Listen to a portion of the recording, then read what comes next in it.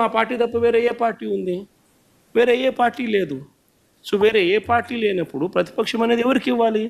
ప్రతిపక్ష పార్టీగా గుర్తింపు అనేది ఎవరికి ఇవ్వాలి? ప్రతిపక్ష పార్టీగా ఉన్న వాళ్ళకి ఇవ్వాలి. సో న్యాచురలీ ఆ పార్టీకి ఎంతమందన్నా ఎమ్మెల్యేలు ఉండని స్వామి, వాళ్ళకి ఒక లీడర్ అనేవాడు ఉంటాడు కదా.